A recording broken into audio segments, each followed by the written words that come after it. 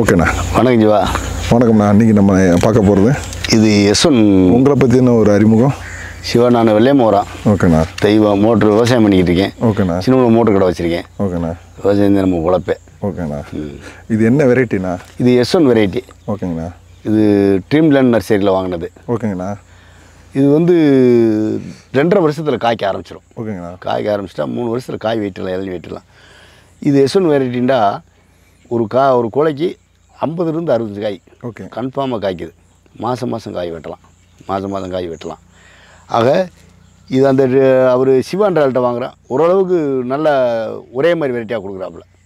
மற்ற ஆள் எப்படின்னு தெரியல. மற்ற ஆள் கலந்து விட்டுறாங்க. 100 கண்டுக்கு ஒரு 10 கண்டு வேறு கண்டு வந்துடும். இது 100 கண்டுமே S1 வெரைட்டி தான் வருது. இது இளநிக்கு மட்டும்தான் ஆகும், தேங்காய்க்கு ஆகாது.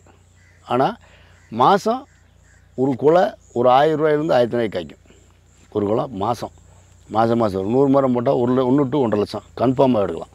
அதாவது ஒரு மாதத்துக்கு சொல்கிறீங்க? ஒரு மாதத்துக்கு. அப்போ வருஷத்துக்கு 10 லட்ச ரூபா ஆச்சு. ஆமாம், அது அவங்க கூட்டிக்கிறட்டா. ஓகே. இது கன்ஃபார்மாக காய்க்குது. ஓகே. ஒரு குலை 50 to 60 காய் கன்ஃபார்மாக எடுக்கலாம். இது என்னமோ எங்கிட்ட ஒட்டி வச்சிட்டிங்களா இல்லை எப்படி இப்போ ப்ராப்பராக? இது மட்டும் இல்லை, நீ இதை மட்டும் ஒட்டலாம். இந்த பாரு, இங்கே பாரு, மேலே பாரு, 100 150 காய் இருக்குது. இந்த இதில் 200 காய் இருக்குது. இந்த இதில் எவ்வளோண்ணா இருக்கும்? இதில் 65 இளநீ இருக்குது. ஓகே. 65 இளநீ இருக்குது. ஓகே. அதே 100 பிஞ்சு இருக்குது. குறையில்லாமல் 100 பிஞ்சு இருக்குது எல்லாத்துலேயுமே. வாங்க அடுத்த குலை கட்டுங்க. அடுத்த குலை இது நேற்று வெட்டின குலை. வெட்டிட்டீங்க நேற்று? இது நேற்று வெட்டின குலை. ஓகே. இப்போ இந்த குலை இருக்குது, இந்த குலை இருக்குது. இதுக்கு அடுத்து அந்த அங்கிட்டு ஒன்று இருக்குது. அப்படி மாதம் வெட்டுறதுக்கான காய் நிறையா இருக்குது. இங்கிட்ட வந்துருங்க, வெயில் அடிக்குது. மாதம் வெட்டுறதுக்கு நிறையா காய் இருக்குது, நிறையா விஷயம் இருக்குது. இல்லைண்ணா, இப்போது ஜென்ரலாக பார்த்தீங்கன்னா இது வந்து ஒரு குட்டை ரகம்.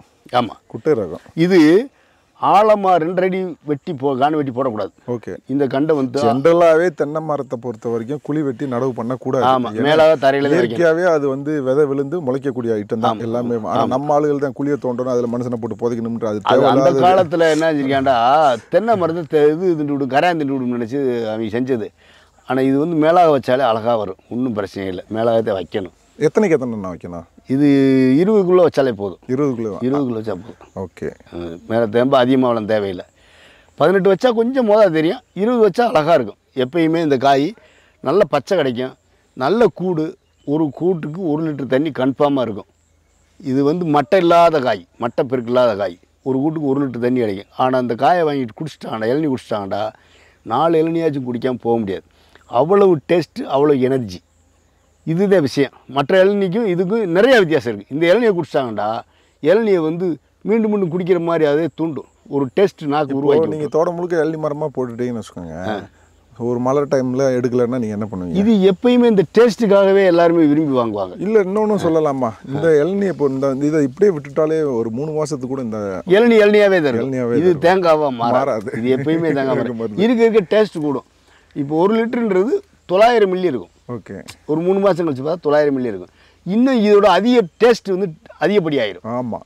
அப்போ இன்னும் மக்கள் வந்து குடிச்ச 3 மாதம் இளநீ நம்ம குடிச்சாண்டா வாழ்க்கை இதை விடவே மாட்டான். மெனேடு தேடி நம்மளை தேடி அடிஷனாக மாறிடும்.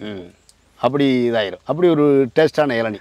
இது இயற்கையான ஒரு வெரைட்டியா இல்லை இயற்கையான வந்தது? ஹைபிரிட் கிடையாது. ஓகே. வெரைட்டி பேர் S1. Okay. S1. Okay. Dreamland நர்சரியில் போய் வாங்கணும். ஓகே. அவ்வளோதான். ட்ரீம்லேண்ட் நர்சரியில் வாங்கி, அதாவது ஒரிஜினலாக 100% ஒரிஜினலாக கொடுப்போம். ஒரிஜினலாக இருக்கும். அங்கே வந்து மற்றது மாதிரி கலப்புன்னு வராது, வேறு மாற்றி கொடுக்க மாட்டாங்க. அங்கே ஒரிஜினல் மட்டும் கிடைக்கும். இல்லை, இப்போது ஜென்ரலாக இது வந்து இப்போ க்ரீனாக வருது.